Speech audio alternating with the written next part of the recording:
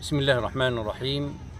حمدا لله واشهد ان لا اله الا الله واشهد ان حبيبنا ونبينا سيدنا محمد رسول الله صلوات الله وسلامه عليه.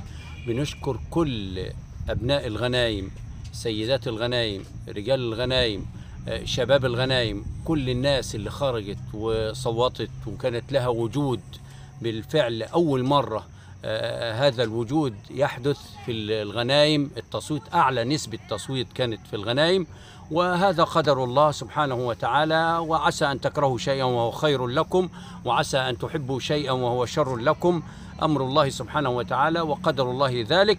ولكن نحن معكم، وشبكة أبناء الغنايم معاكم في مشاكلكم، في أي أمر من الأمور نحن معكم، ونريد سندكم معنا وأن تكونوا معنا وخلفنا، ونحن لا نترككم ولا نترك أي أحد ولا أي مشاكل من مشاكل الغنايم. إن شاء الله بإذن الله ما دمنا على قيد الحياة سنكون سندا لكم وتكونوا سندا لنا.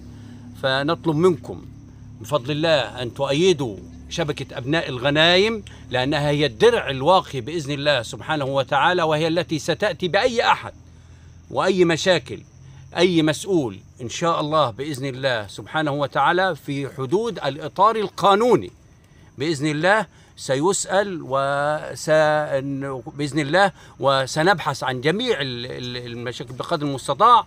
وأيضا نريد من الناس درءا للفتنة بألا يكون فتن بين القرى وبين الناس، لأن الانتخابات فترة وبتعدي، إنما نحن إخوة وأحباء. الدير بلد خرجت العزايزة، أولاد محمد، نزلة القديم، العامري، الكل المشايعة، غنايم جبلي، غنايم بحري، غنايم شرق، غنايم كلها. بسم الله الرحمن الرحيم. الكابتن فايز، شبكة أبناء الغنايم. احنا طبعا في ظل الانتخابات اللي عدت على خير ان شاء الله، الحمد لله انها عدت على خير. اولا احنا بنشكر ابناء الغنايم جميع المركز، بحري وجبلي وشرق وغرب والدير والمشايعة والعامر ونزلة القديم واولاد محمد، ومتشكرين لهم خالص. الناس قدرت المسؤولية ونزلوا نسبة التصويت كويسة خالص، ونزلوا بكثافة، متشكرين ليهم لخوفهم على بلدهم. واحنا الحمد لله يعني عايزين ان شاء الله شبكة ابناء الغنايم هتكون داعمة لمركز الغنايم، وقدر الله ما شاء فعل. واحنا بنعتبر برضو ان شاء الله النواب اللي جايين من الناس المتبقية برضو هم نواب الدايرة ونواب الغنايم، وان شاء الله هنكونوا متواصلين معاهم، وطالبين من ابناء الغنايم ان انتوا تقفوا معانا وتدعموا شبكة ابناء الغنايم، لان احنا اللي هنكون الصوت اللي متواصل مع الاعضاء اللي موجودين ان شاء الله، وكلنا دايرة واحدة، وقدر الله ما شاء فعل. واللي ما كانش ليه النصيب المرة دي ان شاء الله الدنيا ما خلصتش، واللي جاي احسن ان شاء الله. وبنتمنى ان احنا نكون ابناء الغنايم كلها على ايد واحدة ان شاء الله، ومتشكرين. كان نسبة التصويت عالية خالص للغنايم، والناس قدرت المسؤولية ونزلت، والحمد لله تمت بخير والحمد لله. وشكرا لكم جميعا ان شاء الله. بسم الله الرحمن الرحيم. جبار صدق عمر، دير جنادلة، عضو شبكة أبناء الغنايم. أولا ألف الشكر للمرشحين ال26 اللي أرادوا أن يخدموا البلد كلهم، وكل له برنامجه الخاص لخدمة الدائرة الرابعة أبو تيج صدفة والغنايم. وأبو تيج وصدفة والغنايم دائرة واحدة، أبناء عموم وأقارب ونسب وصهر، وكل اللي خرجوا شكرا لهم. ونقول قدر الله ما شاء فعل، سواء إذا كان عضو صدفة، عضو الغنايم، عضو أبو تيج، الكل واحد. ويعلم الجميع أن أقرب القربات إلى الله خدمة الناس وإدخال السرور عليهم. ونحطكم علما بأن شبكة أبناء الغنايم ستظل لكم السند ولسانكم المتحدث أمام الجميع إن شاء الله بالدستور والقانون، ونحن دولة مؤسسات. ويشكر فخامة الرئيس عبد الفتاح السيسي، وشكرا لكل رجل وست وامرأة وشاب خرج وصوت وعبر عن الغنايم وأثبت وجوده ومارس حقه الدستوري وأظهر بالمظهر اللائق.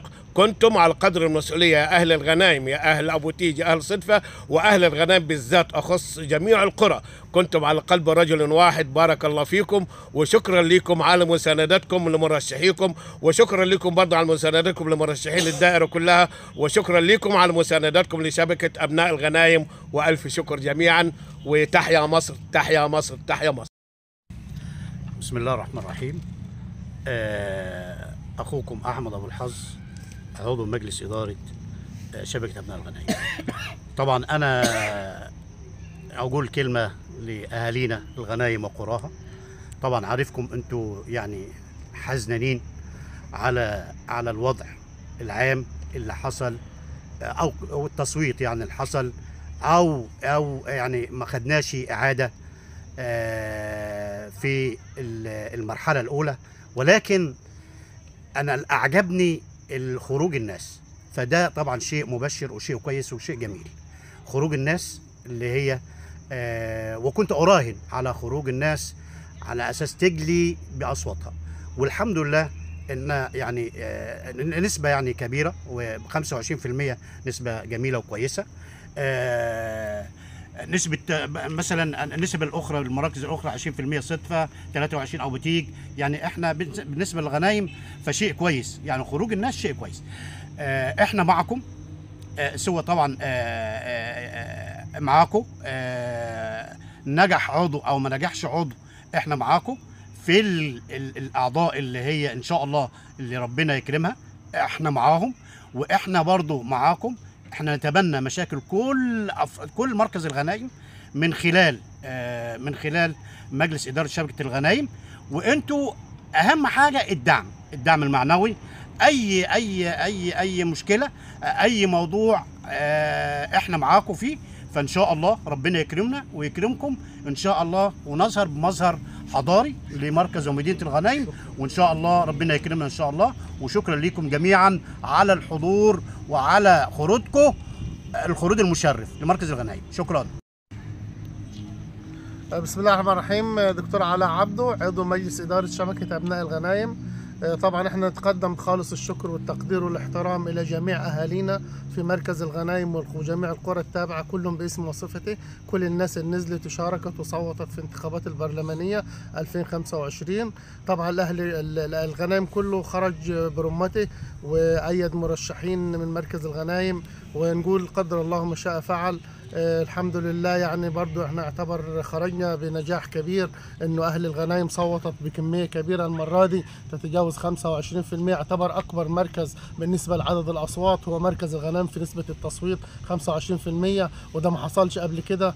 فالحمد لله. واحنا طبعا شبكه ابناء الغنايم مرآة المواطن في مركز الغنايم، وان احنا مستمرين ان شاء الله سواء في نائب او ما فيش نائب، احنا مستمرين. واي نائب ان شاء الله هينجح في الدايره كلنا مركز الغنايم والصدفه وبتيج واحد، دايره واحده، واي حد ان شاء الله سوف ينجح. سنقوم بعرض المشكلات الغنايم عليه زي ما احنا مستمرين. نحن متبنين فكره المشكلات وجميع طلبات الغنايم سوف نعرضها على اي نائب يكون له نسبه نجاح ان شاء الله. ونتمنى التوفيق، وان شاء الله نتمنى انه اهل الغنايم جميعا يدعموا شبكه ابناء الغنايم، ونحن تحت امركم جميعا في اي متطلبات.